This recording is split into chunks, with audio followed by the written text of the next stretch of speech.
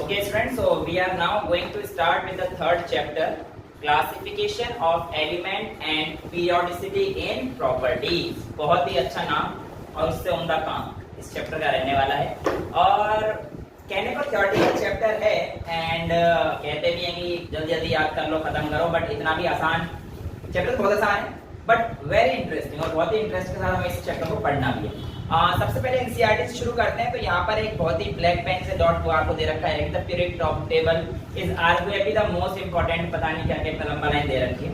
मतलब in short ये कहना चाह रहे थे दुनिया में अगर सबसे अच्छी कोई अच्छी चीज हुई है ना तो पीरियोडिक टेबल का इन्वेंशन। ये स्टूडेंट को आगे बढ़ने के लिए मोटिवेट करती है कि भैया नए नए रिसर्चेस वगैरह होते हैं, प्रोफेसर को देखने के लिए बताती है और सबसे बड़ी चीज सारी भसड़ खत्म कर देती है।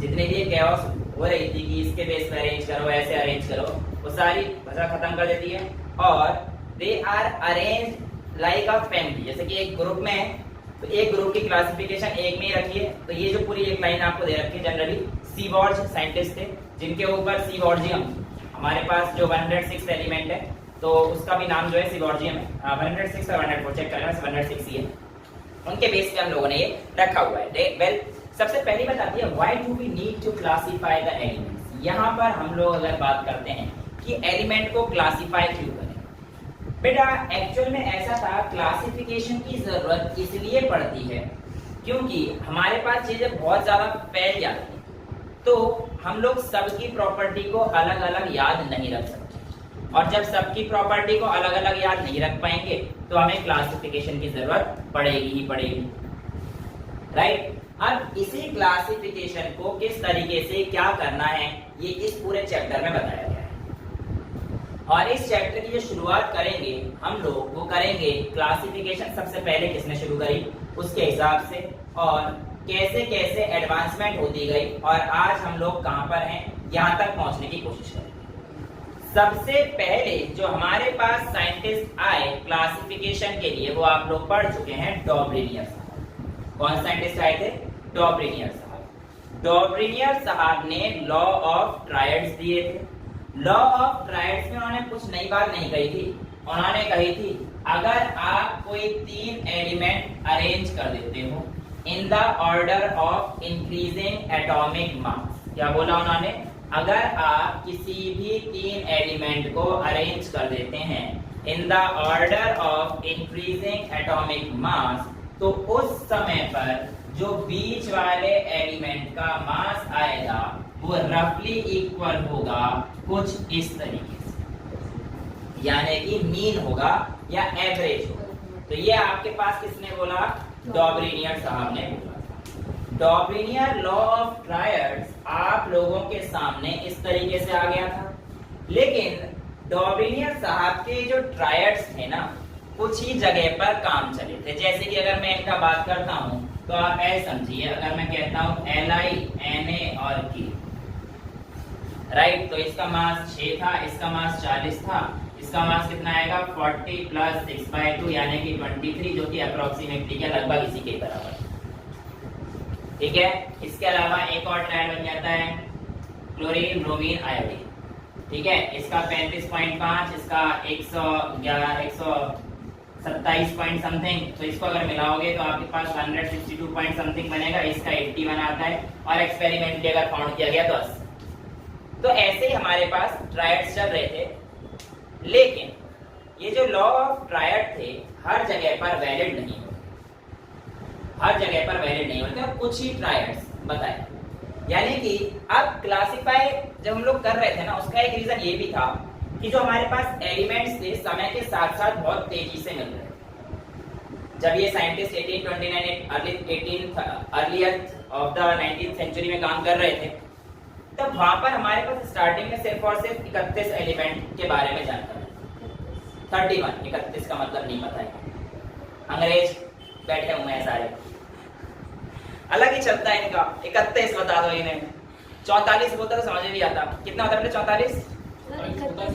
44 कुछ होता ही नहीं है, ये 34 और 44 का मिक्सचर है, मैंने अपने आप बना दिया था, अब मैं भूल गया। वेल, यहाँ पर हमारे पास क्या चीज रही कि जब हम लोग आगे बढ़े तो कुछ 20-30 साल बाद ही 63 एलिमेंट आ गए, आज की डेट में 118 एलिमेंट है। हाँ, आपकी एनसीईआरटी में 114 लिख रखे हैं, राइट, बट 118 एलिमेंट्स हैं आज की डेट। तो आप देख पा रहे हो बहुत ज्यादा अमाउंट है, मतलब बढ़ रहे हैं। अब इनको क्लासिफाई नहीं करेंगे दिक्कत तो आएंगी आएंगी ना। तो इसको क्लासिफिकेशन के सबसे पहला अटेम्प्ट किसने मारा था? डॉमिनियर साहब ने, बट ये जो है कुछ ही ट्रैक दे पाए, क्योंकि उस समय पर इवन जो एलिमेंट्स थे ना, वही उनकी सारी बातें वैलिड नहीं कर पा रहे। तो उन्होंने जो क्लासिफिकेशन दिया वो बड़ा ही मतलब नहीं कर पाए, वैलिड नहीं कर पाए। और मोर ओवर सबसे बड़ी बात ये थी कि जितने एलिमेंट उस समय पर पता थे उनका ही नहीं कर पाए, तो बाकी तो छोड़ दो, ठीक है। तो डॉबरिनियर हमारे पास पहला आ गया, लॉ ऑफ ट्रायड, और यहाँ पे हमारे पास लॉ ऑफ ट्रायड्स खत्म हो गया। इसके बाद हमारे पास 1862 में एक साइंटिस्ट आते हैं, AEBD कॉनकॉर्डिस।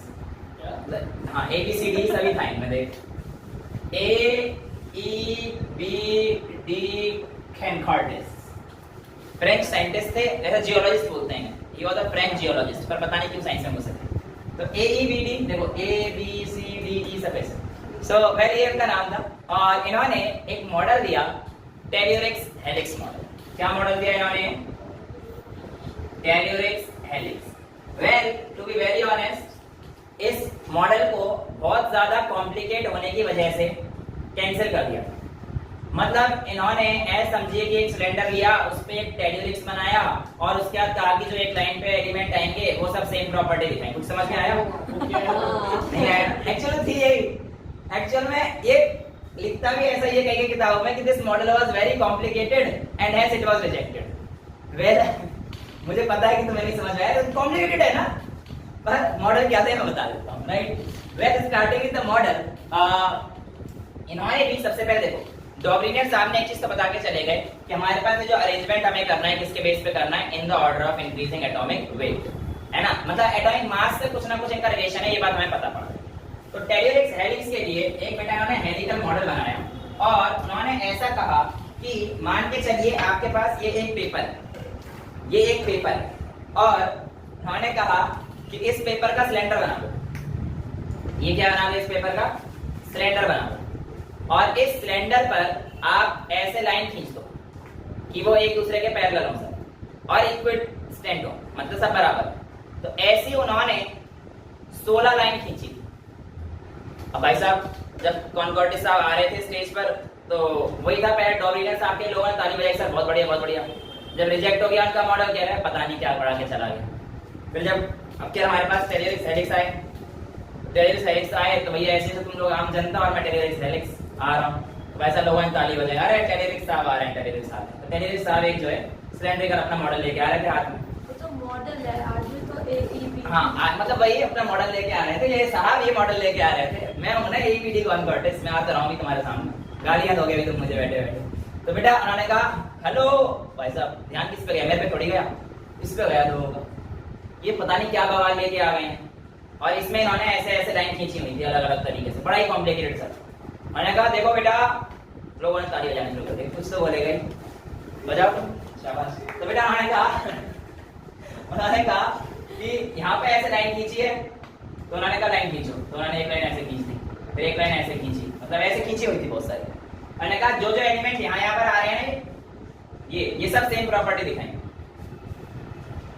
फिर उन्होंने कहा कि मैंने ऐसे ऐसे बनाया था, एक लोगों ने पूछा ये लाइन कैसे आई, मैं कहा आ गई, मैं बताता हूँ कैसे आई। हेलिक्स बनाया था मैंने, इसे 45 डिग्री पे मारा, इसकी 16 लाइन थी, तो एक ने जूता ही फेंक दिया होगा, और क्या समझ में तो आ नहीं रहा कुछ भी। तो एक्चुअली में उनका टेल्यूरिक्स हेलिक्स मॉडल था, कॉम्प्लिकेटेड क्यों था आइए समझते। एक्चुअली में टेल्यूरिक्स हेलिक्स जो मॉडल था कुछ इस तरीके से बनाया गया था। मान के चलिए मैं इसका ये वाला जो ऊपर वाला पोर्शन, ये सर्कुलर पोर्शन होता है, यहाँ से इसको लेके शुरू कर रहा हूँ इसको, ठीक है। So I am just dividing my circle, ठीक है।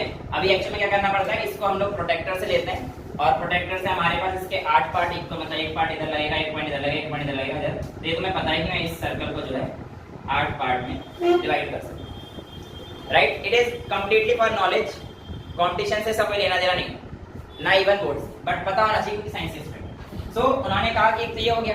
अब इसके ऊपर आप जो है यहाँ से बिल्कुल प्रॉपर जितना ये है ये अरेंज कीजिए ऐसे,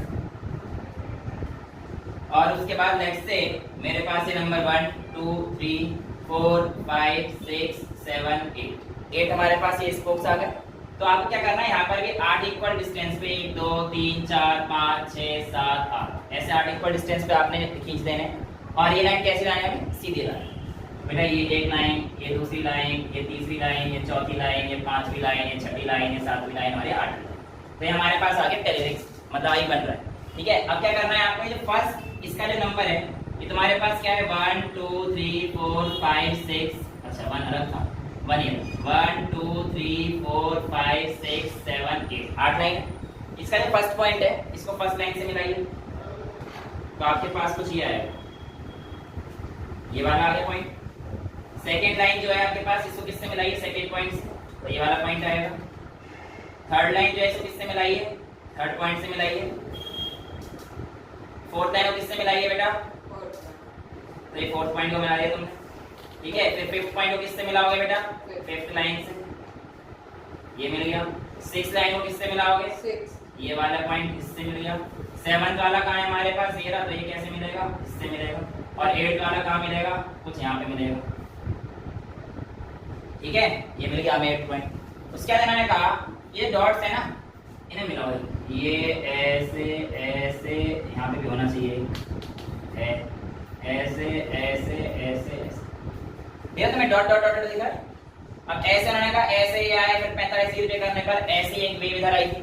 फिर ये वाली जो लाइन पे जो ये वाला है, ये वाला है, ये वाला है, ऐसे जो पड़ेगा ये सब सेम बनेंगे। ये सारे जो एलिमेंट्स हैं सेम प्रॉपर्टी दिखाएंगे।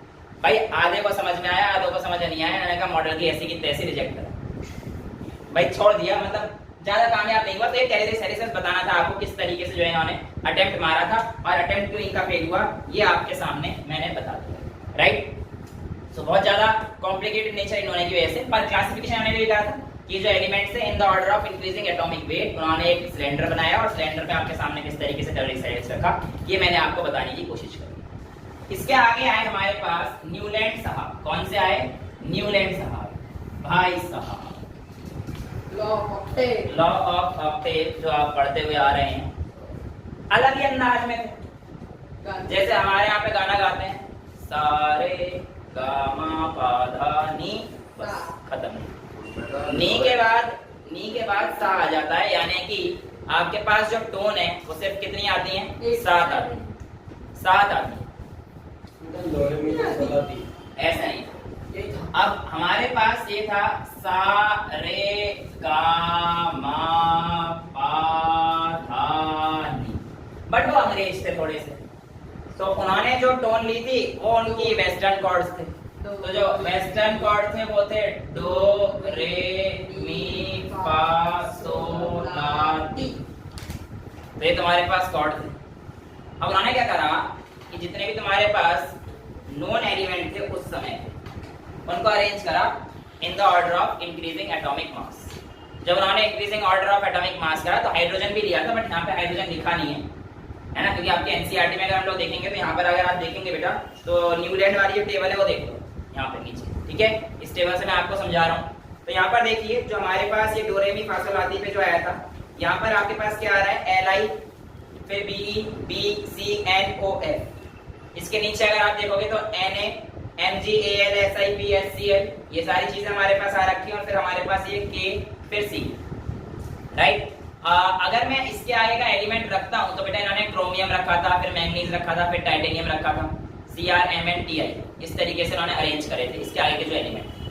क्योंकि उस समय पर जो कुछ एलिमेंट्स थे, 63 एलिमेंट्स उस समय पर नोन थे, तो उन्होंने अरेंज करने की कोशिश करी।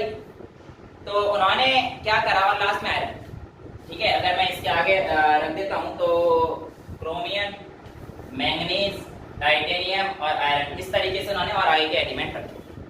जो आपके पास टेबल खाली है कैल्शियम के बाद उसके आगे ये 4 एलिमेंट और। तो एक्चुअल में हमने क्या देखा, इन्होंने बोला कि हर एक हर एट्थ एलिमेंट अपनी प्रॉपर्टी रिपीट कर रहा है। जैसे कि यहाँ पर हमारे पास Li है ना, इसके बाद अगर आप 8th एलिमेंट देखोगे तो वो Na आ रहा है, तो वो जैसी फिजिकल प्रॉपर्टीज Li दिखा रहा है, जैसे केमिकल प्रॉपर्टीज Li दिखा रहा है, वैसे ही हमारे पास क्या दिखा रहा है, N। तो on arranging the elements on the increasing order of their atomic weight, every 8th element shows some chemical properties that is correctly related to the previous one. Right? तो ये चीज हमारे पास आ गई। अब इसकी दिक्कत क्या थी कि जो लोअर एलिमेंट्स यानी कि जिनका मास कम था, अप टू कैल्शियम, वहां तक तो बात बिल्कुल सही चल रही थी, लेकिन आगे जो इन्होंने मॉडल रखा था, मतलब आगे जो इन्होंने एलिमेंट्स अरेंज करे थे, वो इनके लॉ को ही वैलिड नहीं कर रहे। इन्होंने आयरन बहुत आगे रख दिया था और आयरन को उन्होंने किसके ग्रुप में रखा था? ऑक्सीजन और सल्फर वाली फैमिली में रखा था। तो जो आयरन रखा उन्होंने जो हमारे पास किसके साथ? ऑक्सीजन, और उसकी प्रॉपर्टी बिल्कुल अलग है। तो मतलब कहीं ना कहीं ये भी अपनी बात से जो है मुकर गए थे और ज्यादा कुछ खास तो करे नहीं थे। पर भैया जिस समय पर उन्होंने काम किया उस समय पर बहुत ज्यादा वैल्यू थी इनकी। तो देखो यहाँ पे एक वो दे रखा है कि लॉथरमियर, ये लॉथरमियर से ऊपर ही awarded Davy medal in 1887 by the Royal Society of England, मतलब रॉयल सोसाइटी ऑफ लंदन। हाँ, तो वो इंग्लैंड लंदन बात देखिए। तो उन्होंने भैया डेवी मेडल पहना दिया, ठीक है। और बताइए बनी उनके लिए भी बहुत सारी, पर जैसे आगे के साइंटिस्ट आए तो ये लॉ भी आपके पास क्या हो गए? खराब हो। यानी कि ये लॉ भी जो हमारे पास था न्यूलैंड साहब का, वो लॉ कैसा हो गया है? बिल्कुल बेकार हो चुका है। और न्यूलैंड साहब का भी लॉ हमारे पास नहीं माना जाएगा, क्योंकि न्यूलैंड का जो लॉ ऑफ ऑक्टेव था वो हमारे पास अब खराब हो चुका। अब भैया जब एक चीज खराब होगी तो क्या करोगे? दूसरी दुकान पे जाओगे, अब दूसरी दुकान से दूसरा बंदा लेके आओगे, तो एक और बंदे की एंट्री होने वाली है। हालांकि although they are our scientist, I respect them very much, बस तुम लोगों के लिए बस इंटरेक्शन आएंगे, वरना ये चैप्टर में कोई थ्योरी और फिर बोरिंग क्लासेस लगने लगती हैं। लेकिन ऐसा है नहीं, chapter is very interesting and बहुत ही अच्छा जो है तुम्हें देखने को मिलेगी हिस्ट्री किस तरीके से चलती आ रही है और आज हम लोग कहां तक पहुंचे। सो कहानी क्या है अगले साइंटिस्ट की? वो थे हमारे पास लॉथर मेयर। कौन थे? Lothar mayor. लॉथर मेयर, और अगर मैं बात करूं दूसरे साइंटिस्ट हमारे पास मेंडली, ये दोनों लगभग सेम एरा के ही साइंटिस्ट हैं, कि दोनों लगभग काम बिल्कुल वो कर रहे थे। और जो काम लॉथर मेयर ने करा था लगभग वही काम सेम टू सेम मेंडलीव ने भी करा था। बट मेंडलीव का काम क्यों पब्लिश हुआ, इसके पीछे का रीजन है कि मेंडलीव का काम आसानी से समझा जा सकता था। मोरओवर मेंडलीव ने जो बातें कही थी वो आज के टेबल में यूज करी गई हैं। तो इसलिए हम लोग अगर कंपैरिजन करते हैं, बात लॉथर मेयर ने भी अच्छी करी थी, भी समझेंगे कैसी बात करी थी और क्या बातें करी थी, लेकिन तब भी हम लोग रेफरेंस किसको लेते हैं बेटा? मेंडलीव को। क्यों देते हैं वो अभी हम लोग समझते हैं। पहले लॉथर मेयर की बात को समझते हैं। लॉथर मेयर ने क्या करा था कि एक ग्राफ बनाया, और वो ग्राफ था बेटा एटॉमिक वॉल्यूम और एटॉमिक मास का ग्राफ। यानी कि अभी भी उन्होंने किसका ग्राफ दिया है? वॉल्यूम, और मतलब उन्होंने वॉल्यूम के बेस पे बेसिकली काम किया था और एटॉमिक मास का उन्होंने ग्राफ बनाया। तो जब उन्होंने एटॉमिक वॉल्यूम वर्सेस मास का जो ग्राफ बनाया था, अगर मैं आप लोगों को ग्राफ की कुछ शेप बताऊंगा तो कुछ इस तरीके से, ये इस तरीके से, फिर ये इस तरीके से, फिर ये कुछ इस तरीके से, ऐसे मतलब एक कैरेक्टरिस्टिक कर्व आपको ऑब्टेन हो रहे हैं, इशार ये कर्व आपको ऑब्टेन होंगे। सर ये आई कैसे? आई बताता रहा हूँ, कोई बता रहा हूँ बेटा, टेंशन ना लो, बिल्कुल टेंशन ना लो, बताएंगे सारी चीजें हैं। ड्रॉबैक भी होंगे, देखेंगे, बिल्कुल देखेंगे। तो ये हमारे पास जो लॉथर मेयर साहब ने बताया कि भैया जो तुम अगर इसके खिलाफ ऐसा ग्राफ बनाओगे तो प्लॉटिंग कुछ इस तरीके से है, और जब आप इस तरीके से प्लॉट करोगे तो इस ग्राफ में कुछ ना कुछ सिग्निफिकेंस आपके पास है। एक्चुअल में क्या सिग्निफिकेंस था? देखिए ये जो टॉप वाले पॉइंट है ना कुछ ऐसे थे, LI, NA, K, फिर जितने टॉप पॉइंट पे सारे ग्रुप 1 के एलिमेंट मिल रहे थे। क्या मिल रहे थे? ग्रुप 1 के एलिमेंट। जितने भी ये बेस पे एलिमेंट है ना, ये सब ट्रांजिशन से, यानी कि डी ब्लॉक के एलिमेंट, जैसे कॉपर हो गया या फिर क्रोमियम हो गया, मैंगनीज, ऐसे वाले एलिमेंट आपको मिल रहे हैं। जो आपके पास मिड वाली पोजीशन पे है, इस पे आपको जनरली सेकंड जैसे बेरिलियम, फिर इस पे इधर मिल रहा था मैग्नीशियम, ठीक है, फिर इधर मिल रहा था कैल्शियम। इस तरीके से चढ़ते हुए पोजीशन पे, यानी जैसे असेंडिंग कर्व है, इस पोजीशन पे आपको हाइड्रोजन मिल रहा है, जैसे फ्लोरीन, इस पोजीशन पे आपको क्लोरीन मिलेगा, इस पोजीशन में ब्रोमीन मिलेगा। तो उन्होंने बोला जब आप एटॉमिक वॉल्यूम और मास के बीच में ग्राफ प्लॉट करते हैं तो आपके पास एक कैरेक्टरिस्टिक फीचर है जो आप लोग नोट करते हैं। वो नोट ये है कि जो भी टॉप पोजीशन, मतलब जो आपके सेम ग्रुप वाले एलिमेंट हैं, वो एक ग्राफ पर सेम पोजीशन ऑक्यूपाई करते हैं। जैसे कि Li, Na, K अगर ये पीक को ऑब्टेन कर रहे हैं, इसका मतलब ये सारे किसमें हैं? सेम ग्रुप में। अगर ये असेंडिंग पोजीशन में सारे फ्लोरीन क्लोरीन ब्रोमीन दिख रहे हैं, इसका मतलब ये सेम ग्रुप में, मुझे नहीं पता है कौन सा ग्रुप नंबर, अभी कुछ डिसाइड नहीं हुआ है वो सब, अभी तो बस ये बताया गया है कि ये सब सेम ग्रुप में। तो इनकी बात कहीं ना कहीं सही भी थी, और इन्होंने सिर्फ एटॉमिक वॉल्यूम पे काम नहीं किया था, उन्होंने मेल्टिंग पॉइंट वर्सेस मास का ग्राफ बनाया था, बॉइलिंग पॉइंट वर्सेस मास का ग्राफ बनाया था। बट जैसे जैसे नंबर ऑफ एलिमेंट्स बढ़ते गए, इस चीज को यूज करने में बहुत ज्यादा घसड़ होती है। अब मान के चलो फ्लोरीन यहाँ था, इसका अगला एलिमेंट यहाँ बनेगा, फिर यहाँ बनेगा, तो मतलब बहुत कॉम्प्लिकेटेड हो जाएगा ना ये तो हमारे पास ग्राफ में स्टडी करना। तो इसलिए हमारे पास क्या है, चीजें जो है बहुत ज्यादा क्लियर कट डिमार्केशन लेके नहीं आ पाई थी एलिमेंट्स की। तो इसके लिए हम लोगों ने मतलब बात ठीक थी इनकी, जो अरेंजमेंट कर रहे थे कि केमिक कैरेक्टरिस्टिक कर्व मिल रहा था, लेकिन फिर भी बहुत ज्यादा इनकी जो है वैलिडेशन नहीं हो पाई। बट ये भी एक तरीका बता के चले गए थे कि भैया हाँ किस तरीके से आप लोग काम कर सकते। आगे हमारे पास कौन साइंटिस्ट आए, मेंडलीव साहब, और उन्होंने जो है क्लासिफाई किया एलिमेंट्स। और उन्होंने एक चीज बोली कि जो आपके पास प्रॉपर्टीज है ना इन एलिमेंट्स, ये वेरी करती हैं as a function of their atomic weight. तो यहाँ पर सबसे पहले जो लाइन बोली थी, the periodic property of elements are a function of their atomic weight, वो किसके लिए बोली गई हमारे पास, मेंडलीव साहब। अब मेंडलीव ने, अगर आप लोग देखेंगे तो प्लीज एक अपनी किताब को खोलिए और इस पेज में देखिए, ये आपको मेंडलीव की आपको पीरियड दिखाई देंगे और ग्रुप्स इसमें दिखाई देंगे। मेंडलीव ने जब काम किया था, यहाँ पे एक्चुअली आपको 0 भी लिख रखा है, बट ये 0 मेंडलीव के ग्रुप में नहीं था, आप याद रखिएगा। ऐसा क्यों? क्योंकि ये जो 0 है ये नोबल गैस के लिए, और मेंडलीव के टाइम पे नोबल गैस डिस्कवर नहीं हुई थी, तो ये सेपरेट रखा गया है 0 ग्रुप में, राइट। लेकिन ये मेंडलीव के जो ओरिजिनल पीरियोडिक टेबल उसने दी थी, उसमें 0 का इंक्लूजन नहीं था। तो जो हमारे पास आपको यहाँ पर दिख रहे हैं, first second third fourth fifth six seventh 8, ये 8 ग्रुप हैं। और अगर आप यहाँ पे देख पाएंगे तो 1 2 3 4 5 6 और नीचे 7, ठीक है। ये आप लोगों के पास क्या है, हॉरिजॉन्टल पीरियड्स, और आपके पास वर्टिकल रोज आपको 8 यहाँ पर दे रखे हैं। अब यहाँ पर जो सबसे इंपॉर्टेंट 6 हॉरिजॉन्टल रोज और 7 जो है आपको क्या दे रखे हैं, उसने 8 जो है वर्टिकल कॉलम दे रखे हैं, बट नीचे एक 7th और दे दिया जिसमें उसने बाकी हायर एलिमेंट्स भी रखे। अब मैंने कहा कि जो मेंडल है उसने 90 से ज्यादा एलिमेंट्स के बारे में लिख दिया। एक्चुअल में क्यों लिख पाया था और कैसे लिख पाया था, इस चीज को समझना बेहद जरूरी है।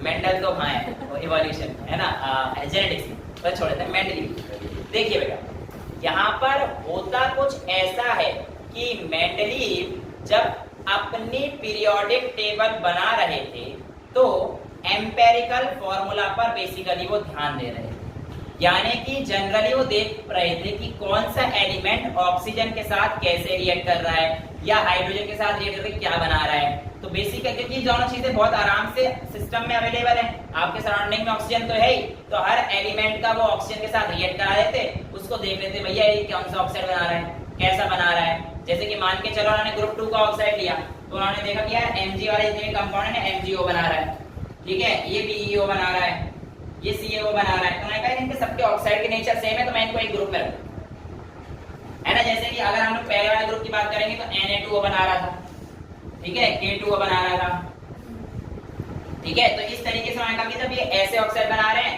तो इनको सेम ग्रुप में रख देता हूँ। 13 ग्रुप की बात करेंगे तो कैसे बनाएंगे, Al2O3 वगैरह। तो मतलब इस तरीके से जैसे हमारे पास चल रहे थे, तो उन्होंने कहा कि जो सिमिलर वाले होंगे उनको मैं एक ग्रुप में रखूंगा और बाकी सबको जो है अलग अलग कर दूंगा। तो इसके बेस पर उन्होंने कितने ग्रुप बना दिए थे, 8 ग्रुप बना दिए। तो अगर आप यहाँ पर 8 ग्रुप देखेंगे तो यहाँ पर देखो बेटा, आपको पहले वाले ग्रुप में जहाँ पे लिखा है हाइड्रोजन लिथियम सोडियम दिख रहा है, उसके नीचे है बेरिलियम मैग्नीशियम। बट ये जो है आप लोग ऐसे ना पढ़कर पहले स्ट्रेट पढ़िए इस चीज को कि हाइड्रोजन छोड़ दीजिए, lithium beryllium boron carbon nitrogen oxygen fluorine, इस तरीके से उन्होंने एटॉमिक मास के बेस पे अरेंज किया था। फ्लोरीन के बाद फिर वो फटाफट नीचे आए, उन्होंने सोडियम मैग्नीशियम, देखो नियॉन काउंट नहीं कर रहा हूँ क्योंकि नोबल गैस है, मेंडलीव के पीरियड में नहीं थे सब चीज। फिर sodium magnesium aluminium silicon phosphorus chlorine, ठीक है।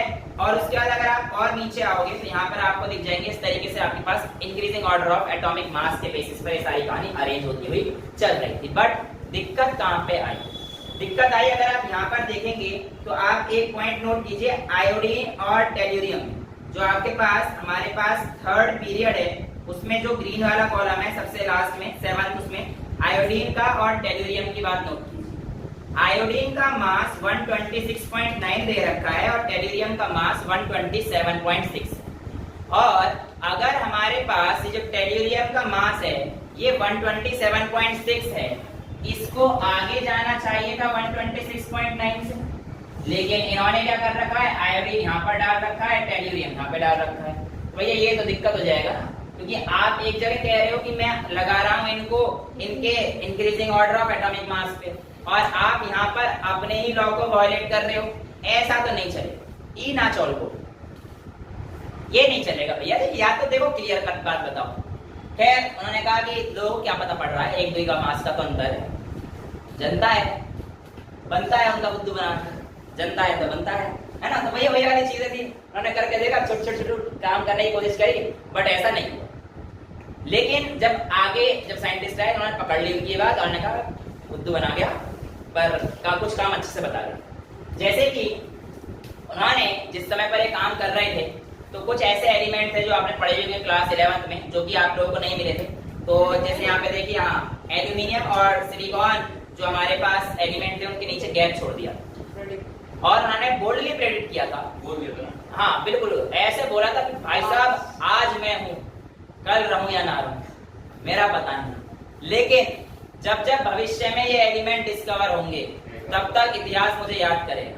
और उसकी वो प्रेडिक्ट भी करके गए थे कि इसकी डेंसिटी इतनी होगी, इसका मास इतना होगा, है ना। तो जो आपके पास ए का एल्यूमिनियम जो उन्होंने प्रेडिक्ट किया था, बेसिकली वो गैलियम के लिए था। ये भी पता होना चाहिए कौन सा एलिमेंट उन्होंने किस चीज के लिए प्रेडिक्ट किया था। और ए का सिलिकॉन आपका जो है जर्मेनियम, तो एक, हाँ तो ये हमारे पास देखो ए का एलिमेंट जो उन्होंने प्रेडिक्ट किया था वो 68 का करके गए थे, और जब गैलियम फाउंड हुआ तो 70 आया। तो लगभग बिल्कुल ठीक थे, कोई दिक्कत नहीं थी। अब आगे डेंसिटी भी देखो सब कुछ बराबर थी, और जो है ऑक्साइड वगैरह सारी चीजें उनकी बिल्कुल सही नहीं थी। हालांकि जब उन्होंने ये चीज देखी कि जो आयोडीन वाली कहानी थी, यहाँ पर उन्होंने आयोडीन वाली कहानी, जैसा भी कहा जाता है कि जब उन्होंने आयोडीन वाली कहानी देखी तो उन्होंने कहा कि अरेंज कर रहा हूँ, उन्हें तो पता थी ये बात कि मैं गलत कर रहा हूँ, बट उन्होंने अपनी गलती को ये कहकर शायद ठुकरा दिया था कि यार हो सकता है मेरी ना मेजरमेंट में कोई दिक्कत आ गई हो, मास को मेजर करने में, इसलिए नहीं होगा, वरना प्रॉपर्टी तो इसके हिसाब से शो कर रहा है ना। और उनकी बात गलत नहीं, क्योंकि जो इसके ऊपर के एलिमेंट थे वो थे फ्लोरीन, क्लोरीन, ब्रोमीन वगैरह, और जब आयोडीन आ रहा है तो बेसिकली प्रॉपर्टी सेम दिखा रहा था। तो उनका ये मानना कि यार मैंने कोई मेजरमेंट में गलती कर दी वो गलत था, लेकिन उनका जो तरीका था कि हाँ भाई सेम प्रॉपर्टीज वाले को मैं एक ही जगह पर रखूंगा, एक ही ग्रुप में रखूंगा, ये बात हमारे पास सही, ठीक है। तो जो आपके पास आज का बेसिस है पीरियोडिक क्लासिफिकेशन का, कि कौन सी पीरियोडिक क्लासिफिकेशन आज किसकी वजह से पॉसिबल आई, तो आपने कौन सी टेबल यूज करी है, तो आपके पास क्रेडिट किसको जाता है, मेंडलीव साहब को ही जाता है, जो कि एक रशियन साइंटिस्ट, ठीक है। तो ये हमारे पास मेंडलीव साहब खत्म हो जाते हैं, और खत्म मतलब वैसे भी खत्म हो गए और वैसे भी खत्म हो गए, है ना। हाँ, अब आगे आते हैं जो आज हम लोग पढ़ने वाले हैं, modern form of periodic table. इस पे आते हैं फटाफट से, modern form of periodic table. बेटा modern form of periodic table कहने को तो हेनरी मोजले की थी, बट इसमें बहुत सारे जो आप मॉडर्न फॉर्म जो बोलते हैं सिर्फ वही जो अगर हम लोग बोलेंगे तो वो हेनरी मोजले, बट लॉन्ग फॉर्म जो आप लोग आज पढ़ते हो उसमें बहुत सारे साइंटिस्ट का रोल है, वो किसी एक साइंटिस्ट का नहीं, ठीक है। तो अब जो हम लोग अगला टॉपिक पढ़ने जा रहे हैं वो हमारे पास कौन सी है, modern form of periodic table. Modern form of periodic table किस तरीके से आई थी, पहले इस चीज को समझ लेते हैं, उसके बाद एक दो क्वेश्चन जो अच्छे लेवल के कंपटीशन में पूछे गए हैं, है ना, वो हम लोग डिस्कस करेंगे। वेल, सबसे पहली जो बात थी वो ये थी कि हेनरी मोजले ने कहा कि जो हमारे पास एलिमेंट हैं इनकी प्रॉपर्टी वेरी करती है on the basis of atomic number, ना कि वेट या मास, ठीक है। तो अब हमारे पास यहाँ पर जो उन्होंने बोला कि भैया यहाँ पर एटॉमिक नंबर रखना, यहाँ पर तो भी बताएंगे क्या लेंगे, लेकिन यहाँ पर जो है आप लोग क्या रखना, एटॉमिक नंबर रखिएगा। एटॉमिक नंबर के साथ उन्होंने क्यों बोला ऐसा कि ये वेरी करता है, एक्चुअल में बेटा उन्होंने क्या किया, सभी एलिमेंट की फ्रीक्वेंसी को चेक, और उन्होंने पाया कि root of frequency directly proportional है जेड के, जेड एटॉमिक नंबर, यानी कि किसी भी एटॉम एलिमेंट अपने एटॉमिक नंबर के डायरेक्टली प्रोपोर्शनल है, कैसे? उन्होंने क्या करा? एक्सरे ली। क्या करा उन्होंने बेटा?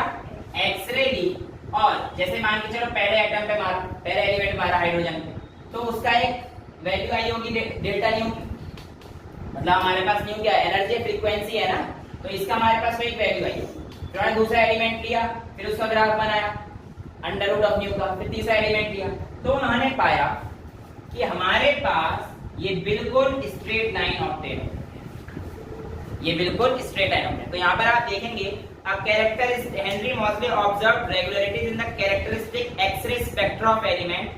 A plot of under root mu against atomic number gives a straight line and not the under root of mu versus atomic mass. यानी कि atomic mass का ग्राफ हमें straight line नहीं दे रहा था, किसका दे रहा था हम लोगों को? mu का, यानी mu versus atomic number, right? तो ये चीज आप लोगों के पास थी और इसका जो रिलेशन बताया जाता है बेटा, mu is equals to a times z minus b, और k शेल के लिए a की वैल्यू आप लोगों की फिक्स रहती है और b की वैल्यू को 1 लेते हैं। हालांकि अभी k shell, l shell, m shell, n shell, ये जब आप हायर एटॉमिक स्पेक्ट्रा क्लास में पढ़ेंगे तब आपको समझ में आ जाएगा। ये अंडर रूट म्यू के लिए तो उनकी जो इक्वेशन आई थी वो इस तरीके से आई थी, z माइनस b। वेल अभी अगर मैं आप लोगों को बताऊं यहाँ पर छोटी सी बातें, चलो अब बात निकल ही गई है मुंह से तो बता देते हैं। एटॉमिक स्पेक्ट्रा एक्चुअल में एक क्वेश्चन आप लोगों के पास शायद किसी अच्छे कॉम्पिटिटिव एग्जाम्स में आया था, उसमें उन्होंने क्या किया था कि आप लोगों को ना 3 ऐसे डायग्राम दे दिए। मान के चलिए इन्होंने कहा कि भैया ये एटॉमिक, ये फ्रीक्वेंसी वर्सेस एटॉमिक नंबर का ग्राफ। अब इसमें बताओ कि ये एक ग्राफ था ऐसे, एक ग्राफ था ऐसे और एक ग्राफ था ऐसे, ये 3 लाइन दे दी थी। ये ए, बी और सी क्या है? अब भैया जब नहीं पता तो क्वेश्चन छोड़ गए, है ना? अब देखो बेटा इसमें कहानी क्या थी एक्चुअल में, ये हेनरी मोज़ले का थोड़ा हायर लेवल पे पढ़ने का तरीका। होता क्या है कि मान के चलिए आपके पास ये, आपको पता है कि के शेल होती है, एल शेल होती है, एम शेल होती है और इस तरीके से एम शेल, राइट? अब के शेल में आपके पास 2 इलेक्ट्रॉन होते हैं, एल शेल में 8 होते हैं। यार मैं सारे नहीं बना रहा, मैं बेकार के पंगे नहीं करूंगा, जितने करने हैं मेरे को बस मैं तुम्हें वो समझाऊंगा, ठीक है? तो कुछ इस तरीके से आप लोगों के पास ऐसे काम चलता है, KLMH, राइट? ये आपके पास इलेक्ट्रॉन है। अब होता क्या है कि आप लोग यहाँ से एक आउटसाइड सोर्स इलेक्ट्रॉन लेके आओ, आउटसाइड सोर्स से एक इलेक्ट्रॉन लेके आओ और तुम क्या करो कि इसको, क्योंकि इसके पास बहुत ज्यादा हाई अमाउंट ऑफ एनर्जी, इसको तुमने प्रोजेक्ट किया और तुमने सीधा इस इलेक्ट्रॉन पे अटैक मार दिया। किस पे अटैक मार दिया? K वाले इलेक्ट्रॉन पे अटैक मारा। जैसे तुमने इस पे अटैक मारा, ये इलेक्ट्रॉन चला गया बाहर, हाँ ये बाहर निकल गया, आयनाइज कर दिया तुमने, बाहर निकाल दिया इस तरह, तुमने इस इलेक्ट्रॉन को K शेल को बाहर निकाला। अब ये वाला जो हमारे पास इलेक्ट्रॉन था ये अंदर ही रहता है, इसकी तो एनर्जी इतनी ज्यादा है, पार करता हूँ यहाँ निकल गया, ये तो अपना और दूसरा रास्ता ढूंढे। और इसका काम ये था कि ये इसे अच्छा ही लग रहा था, इसे यहाँ पे गया और हटा दिया। ये तो मेरी बंदी के साथ कैसे बैठेगा? हाँ होता है ना, मेरी बंदी के साथ कैसे बैठेगा, निकल यहाँ से, अब खुद भी जाएगा, क्योंकि बंदी इससे भी नहीं मानती तो बंदी का अपना कैरेक्टर है। तो भैया ऐसा ही था, मैंने कहा मैं तो नहीं बैठूंगा, पर किसी को बैठने नहीं दूंगा, तो ऐसे बच के रहना, छोड़ दो ना फिर, क्यों उसके पीछे पड़े हो यार। तो ये भैया यहाँ पे बेचारा बाहर निकला। वेल लड़के लड़के होते हैं, मैन बेबी मैन, मानने तो है नहीं। अब जैसे ही उन्होंने देखा कि ये बाहर चला गया और लड़कों को दिखा, अच्छा वो चला गया, भाई मैं आ सकता हूँ इसकी जगह पर। एल जो था, एल शेल, एल शेल जो था, अगर मैं इसकी बात करता हूं बेटा, तो एल शेल वाले इलेक्ट्रॉन को देखेगा, अरे यार मैं आ सकता हूं, इस के वाले इलेक्ट्रॉन की जगह पर मैं आ सकता हूं। लालच तो एम वाले के मन में भी जगेगी, क्योंकि लड़की बड़ी सुंदर है। तो भैया ये जो एम शेल वाला ये कहेगा मैं आ जाऊंगा, ये जो एन वाला ये कहेगा मैं भी आ जाऊंगा। लड़ाइयां हो रही हैं, कौन सा आएगा ये तो हमें नहीं पता, कौन सा आएगा ये तो हमें नहीं पता बेटा, लेकिन ये जरूर पता है कि अगर एल शेल का इलेक्ट्रॉन आकर इस पोजीशन को ऑक्यूपाई करता है, अब इस बात को एक लाइन के थ्रू समझते हैं। कैसे? कि मान के चलिए आपके पास के शेल, ये आपके पास बेटा एल शेल, ये आपके पास एम शेल और ये आपके पास एन शेल। हालांकि इनकी जो एनर्जी गैप है आपको पता होना चाहिए कि के और एन के बीच में ज्यादा होता है, फिर एम के बीच में कम होता है, फिर एन के बीच में और कम हो जाता है। जैसे जो ऊपर जाते हैं आपको कर चुके हैं अच्छे नंबर से। ठीक है, तो ये आपके पास K हो गया, L हो गया, M हो गया, N हो गया। अब बेटा जब हमारे पास L वाला इलेक्ट्रॉन इसके पास आना चाहेगा, समझ गए हो क्या कहानी है, तो ये वाला हमारे पास ये होता है K अल्फा। जब M वाला इलेक्ट्रॉन K के पास आना चाहेगा तो इसे कहेंगे K बीटा, और जब ये वाला आना चाहेगा तो हम लोग इसे क्या कहेंगे बेटा, K गामा। ठीक है, तो ये हमारे पास बेसिकली जब एक इलेक्ट्रॉन जिस पोजीशन पे आएगा उसके हिसाब से हम लोग अल्फा बीटा गामा की वैल्यू को डिफाइन करते हैं। अब ये तो हमारे पास इस इलेक्ट्रॉन के लिए ये पोजीशन होगी ना कि ये आना चाह रहा है, ये आना चाह रहा है।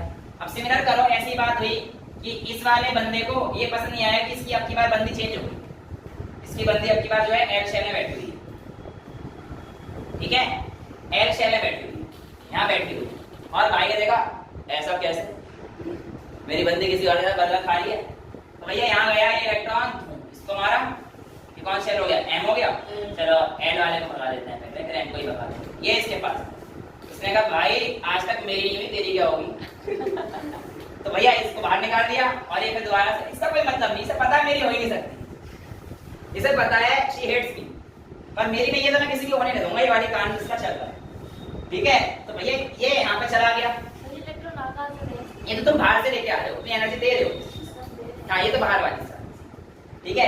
अब जैसे ये गया तो ये अटैक नहीं कर सकता, इसे पता ही है ना कमरे के बाहर क्या हो रहा है, बेसिकली इसे कमरा तो यहाँ पे खत्म, इसे नहीं पता इस कमरे के बाहर क्या हो रहा है, कमरा मतलब गलत चीजें मत जाओ, पढ़ाई में लेके आओ, कहने का मतलब है कि बेटा इसे नहीं पता कि इस रूम के बाहर क्या चल रहा है ना। अब इस रूम के बाहर की कहानी ये है कि एल शेल से इलेक्ट्रॉन गया तो एम वालों को लालच आएगा कि मैं इधर आऊं, तो जब एम वाला इलेक्ट्रॉन इसमें आएगा एल पे तो इसे बोलेंगे एल अल्फा, और जब हमारे पास के वाला इलेक्ट्रॉन आएगा तो इसे क्या बोलेंगे फिर एल बीटा, ऐसी O P Q R S जो चलते जाएंगे, L alpha L beta L gamma, ठीक है।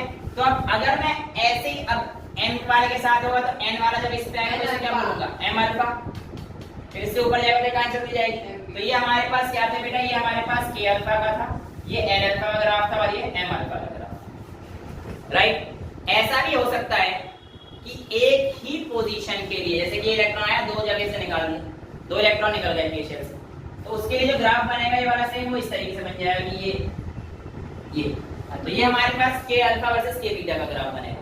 ये तो हमारे पास के एल एम का बना, ये वाला हमारे पास इसका बनेगा के अल्फा और के बीटा,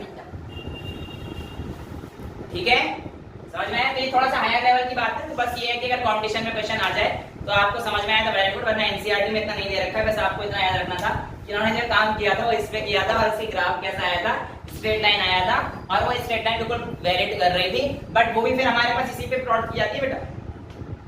हमारे पास कभी तो ये था कि भैया ये हमारे पास इसका आया, फिर एक लाइन यहाँ से आई, फिर एक लाइन ऐसे जा रही, के एल एम एन शेल के हिसाब से तो इलेक्ट्रॉन है, अलग अलग इलेक्ट्रॉन अलग अलग जगह पर है, तो उनके ग्राफ भी अलग अलग जाएंगे, एक जैसे क्या एक ही पॉइंट से कैसे चले जाएंगे, सबके इलेक्ट्रॉन किसी के के शेल में है, किसी के एल शेल में है, किसी के एम शेल में है, राइट। तो यहाँ पर हम लोगों के पास इन सब का अलग अलग कर्व देखा गया, पर सबकी स्ट्रेट लाइन, हम पहचाने कैसे कि के का है ये, वो तो पावर निकालेंगे ना इससे वैल्यू, इसकी फ्रीक्वेंसी, हर किसी, मैंने आपको क्या बोला था कि हर एक एलिमेंट का अपना एक स्पेक्ट्रम का फिंगरप्रिंट की तरह है, तो ऐसे हर एक एलिमेंट की अपनी कैरेक्टरिस्टिक फ्रीक्वेंसी, तो इस तरीके से हम लोगों ने देखा कि अरेंज ही इतने अच्छे से हो गए वो लाइन वाइज, तो हमने उनको आराम से प्लॉट कर लिया, उसका फ्रीक्वेंसी वैल्यू नोट कर ली, और हमने उनको increasing order of atomic number के बेस पर यहाँ पर रख दिया, और मेंडलीव पीरियोडिक टेबल चेंज हो गई है, और वो अब किसमें आ गई है, modern form of periodic table से बोलता है physical and chemical properties of the elements are the periodic function of their atomic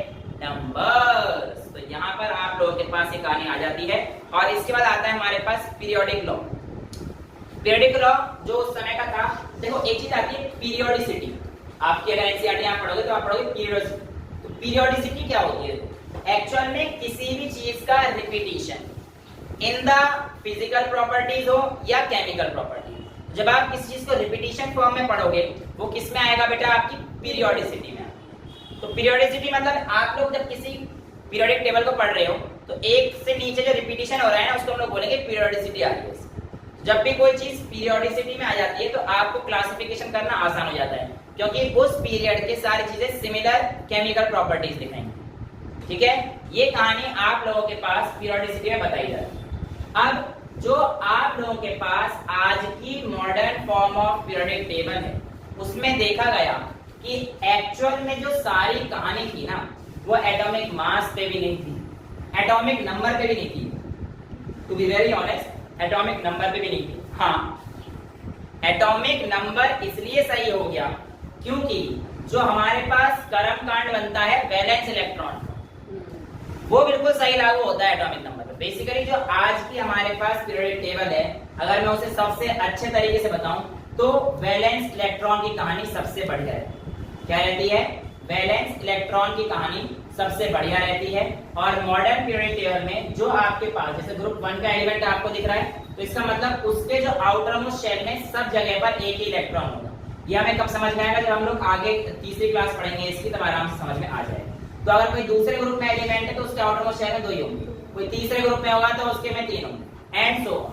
अब आप एक काम कीजिए, इस मॉडर्न पीरियोडिक टेबल को पढ़ना सीखिए और समझिए कि इसमें एक एक लाइन आप लोगों से क्या कहना चाहते हैं। ये जो आपके पास आपकी मॉडर्न पीरियोडिक टेबल है, इसमें अगर आप यहाँ पर देखेंगे तो देखिए सबसे ऊपर ग्रुप नंबर में 1A, 2nd A, 3rd A, 4th A कुछ ऐसे दे रखा है, दिख रहा है।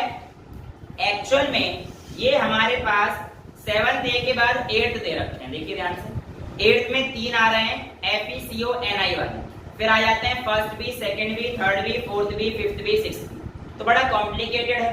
एक्चुअल में ये हमारे पास जो मेंडलीव साहब ने अपनी क्लासिफिकेशन दी थी ना, 1st A, 1st B, उन्होंने जो ग्रुप बनाए थे उसमें जो सिमिलर प्रॉपर्टी हैं उनको सब ग्रुप्स में क्लासिफाई कर दिया, तो उसके हिसाब से 1A, 1B रख दिए थे। बट हाँ जी, हाँ, एक में 3 थे, वो 8 वाला ग्रुप है। जो 8 ग्रुप था वो आपके पास क्या है, एक ही में 3 थे उसके। तो यहाँ पर आप अगर ध्यान से देखेंगे 1st A, 2nd A, अब इन सबको हम लोग हटा चुके हैं। तो यहाँ पे एक चीज दी भी गई है कि सबसे पहले देखिए, रिप्लेसिंग द ओल्डर नोटेशन, जो पीछे वाला है इसमें हम लोग ग्रुप्स ऑफ फैमिली की बात अभी करते हैं, तो रिप्लेस कर दिया older notation of group 1A, 7A, 7B, जो भी था इतना कॉम्प्लिकेटेड था, और लास्ट वाले को हम लोगों ने 0 दिया था। क्या दिया था नाम? 0। एक्चुअल में मेंडलीव का एक और एडवांटेज ये था कि जब उसने अपनी पीरियोडिक टेबल बताई थी ना, उसके बाद जब नोबल गैस आई तो मेंडलीव के किसी भी चीज को उसने दिक्कत नहीं। क्यों? क्योंकि नोबल गैस एक तो इनर्ट थी, किसी से रिएक्ट नहीं करती थी, तो बिना पीरियोडिक टेबल में छेड़छाड़ किए अलग से आराम से रखी जा सकती, तो इसलिए कोई दिक्कत की बात हुई ही नहीं। और अब जब हमें देखा कि यार ये 1st B, 2nd B बड़ा कॉम्प्लिकेटेड सा लग रहा है, तो हमने कहा कि गोली मारो, 1 से लेकर 18 तक हम लोग इसे बांटे। तो जो आज का मॉडर्न पीरियोडिक टेबल है उसमें आप वर्टिकल रोज देखोगे तो 18 है, और हॉरिजॉन्टल कॉलम देखोगे तो कितने हैं? 7। तो आज के पीरियोडिक टेबल में 18 वर्टिकल कॉलम हैं जिनको आप क्या बोलते हो? ग्रुप्स, और 7 हॉरिजॉन्टल रोज हैं जिनको आप क्या बोलते हो? पीरियड्स। अब ये आप लोगों के पास क्लासिफिकेशन आता है कि आपके पास मॉडर्न पीरियड टेबल में कितने रोज और कितने कॉलम है, तो आपके पास ये सारी चीजें आ जानी चाहिए। अब आते हैं नॉमेनक्लेचर। भैया नॉमेनक्लेचर का मतलब है कि आप लोगों के पास जो एलिमेंट्स हैं उनके नाम देने हैं और आप लोगों को जो है बताना है किस तरीके से कौन सा नाम चलेगा। फैमिली वगैरह ये होती है कि मान के चलिए आपके पास एक फैमिली है Na वाली, ठीक है। अभी मैं आपको जो है अगली क्लास कराऊंगा तो उसमें पूरी वो पीरियोडिक टेबल लिखूंगा, तो उसमें पहले से लिख के रखूंगा ताकि टाइम वेस्ट ना हो यहाँ पर। तो बेटा हमारे पास उसमें क्या होता है कि Na वाले जो ग्रुप है, जैसे कि आपको पीरियोडिक टेबल ऊपर दिख रहा होगा, चार्ट लगा हुआ, तो उसमें क्या है? Ni, Na, K, Rb, Cs, Fr, तो ये एक फैमिली है, ठीक है। ऐसी जब आप ग्रुप 70 को पढ़ोगे तो आपको हैलोजन फैमिली, फिर आप 15 ग्रुप पढ़ोगे तो होगा निकोजन फैमिली। तो ये हमारे पास क्या है, एक ग्रुप जो है बिल्कुल फैमिली की तरह रिलेट करती है, ठीक है। और ये चीज आप लोगों से फैमिली तो नहीं पूछेंगे बट पता होनी चाहिए कि हमारे पास फैमिली को क्या डिनोट करती है। एनसीईआरटी में एक लाइन है उसमें दे रखा है कि फैमिली और ग्रुप्स, ठीक है। तो ये ग्रुप को हम लोगों ने क्या बोल दिया है? एक ही फैमिली से बिलोंग करते हैं, एक ही ग्रुप से हमारे पास बिलोंग करते हैं। अब हाँ, एसपीडीएफ वाली चीजें आगे आएंगी, अगली क्लास में आएंगी, अभी बहुत ज्यादा बता दूंगा तुम जो सो जाओगे यहाँ पे। बस ये 100 नंबर से ऊपर वाली इंटरेस्टिंग सा चीजें हैं और कर भी लोगे आराम से। लॉन्ग फॉर्म बेटा ये जो आजकल पढ़ रहे हैं long form of periodic table, modern form जो है करा, तभी तो मैंने बोला कि मॉडर्न पीरियोडिक टेबल ये तो हेनरी मोजे ने दी थी, बट लॉन्ग फॉर्म में हमारे पास कई सारे साइंटिस्ट थे, बोर वगैरह भी आकर इसमें लगे। अब आप लोगों के पास क्या होता है कि मान के चलो आपने कोई एक एलिमेंट ढूंढ दिया, तो तुम लड़ाई करोगे, मैं ढूंढा है, मैं कहूँगा पागल हो, मैं ढूंढा तुमसे पहले। तो अब भाई साहब दोनों में गुत्थम गुत्था होगी, इतने में तीसरा आ जाएगा, कह देगा ले मैं ढूंढा था, नाम लिख दे इसका, होता तो यही। सो ये लड़ाई चलती रहती है ना। तो एक्चुअल में क्या किया कि भाई इसने दिया था या उसने दिया, कुछ पता नहीं चल रहा था कि कौन निकाल रहा है, क्या हो रहा है, बड़ी दिक्कत है। हुआ क्या एक्चुअल में कि IUPAC ने कहा देख लड़ाई वड़ाई की टाइम तो है नहीं हमारे पास, लड़ाई वड़ाई बंद करो और कुछ काम करना शुरू। तो उसने क्या करा, 0 से लेकर 1 2 3 4 5 6 7 8 9 ये हमारे पास कुछ वो रहते हैं। तो 0 का मतलब होता है नेल, इसका मतलब होता है ऑन, इसका होता है बाय, इसका होता है ट्राई, इसका होता है क्वाड, इसका होता है पेन, इसका होता है हेक्स, इसका होता है सेट, इसका होता है ऑफ और इसका होता है नॉन। तो ये तुम्हारे पास इस तरीके से आ गए। उन्होंने कहा अगर मान के चलो कि आपके पास कोई एक एलिमेंट है 140, तो उसने कहा कि शुरुआत का जो नंबर है इसको आप इस नंबर से दीजिए उन, तो ये आप लिख दीजिए उन। दूसरा नंबर भी आप इसी को दीजिए, क्या बोला उसने, उन उन। हाँ, अब 4 नंबर आप जो है सो क्वाड लगा दीजिए, उन उन क्वाड। और भैया क्योंकि जो भी है उसके आगे EM और लगा देना, क्या लगा देना, EM। इसका नाम क्या हो जाएगा, उन उन क्वाड। तो इसका मतलब समझ जाना, उन मतलब 1 1 4, तो 114 ये एलिमेंट। लड़ाई खत्म ना, तूने क्या तेरा क्या मेरा, लड़ाई नहीं करनी। जैसे तुमसे बोलता हूँ कि 107 का नंबर बताना है, देखो तुम्हारे लिए कितना आसान हो गया। अब कोई लड़ेगा तुम में से, बताना जरा नाम क्या बनेगा, उन्निल सेप्ट, सबका नाम है ना सर, उन्निल सेप्टियम, सबका नाम। लड़ाई नहीं करी ना किसी ने, ये तेरा ये मेरा कहाँ रहा, तेरा मेरा की भावना सब खत्म हो गई और सब अपने हो गए। तो यहाँ पर हमारे पास क्या आ जाएगा, अनिल सेप्टियम। ठीक है, एक्चुअल में प्रॉब्लम क्यों हुई थी ऐसा, तो यहाँ पे बहुत ही अच्छी इंटरेस्टिंग वो है। होता क्या है कि देखो एलिमेंट्स जो आज की डेट में से पहले बार डिस्कवर हुए ठीक है, लेकिन आज की अगर हम लोग बात करते हैं इसमें जो एलिमेंट्स हैं ये बहुत ज्यादा हैवी एलिमेंट्स, और जब बहुत ज्यादा हैवी एलिमेंट्स होते हैं तो इनके लिए एक प्रोफेशनलाइज्ड लेबोरेटरी चाहिए, है ना। यहाँ पे थोड़ी तुम्हें एलिमेंट मिल जाएगा रेडियोएक्टिव बात कर रहे हो, नहीं मिल सकता, इसके प्रॉपर एक लैब होनी चाहिए, सेटअप होना चाहिए। अब हुआ क्या था कि एक 104 का जो हमारे पास एलिमेंट था, इस एलिमेंट में जो लड़ाई हो, रशिया वाले बोल रहे हैं कि हमने ढूंढा है इसे, हमारा नाम दो, और यूएस वाले बोल रहे हैं हमने ढूंढा है, हमारा नाम दो। भाई यूएस में हो गई लड़ाई और रशिया में हो गई लड़ाई, हालांकि इनकी लड़ाई बहुत पहले चलती आ रही है और इसमें भी लड़ाई चल रही थी। तो रशिया वाले ने बोला कि भैया हमारा नाम दो कुर्शातोवियम, पता नहीं क्या ही देना था, रशिया वाले ने बोला इसे नाम दो कुर्शातोवियम। यूएस वाले ने बोला हम क्यों देवे, हमने ढूंढा है, इसे नाम दो रदरफोर्डियम। अब भैया हो गई लड़ाई, IUPAC ने कहा इनकी ऐसी की तैसी, कौन मेल क्वाडियम।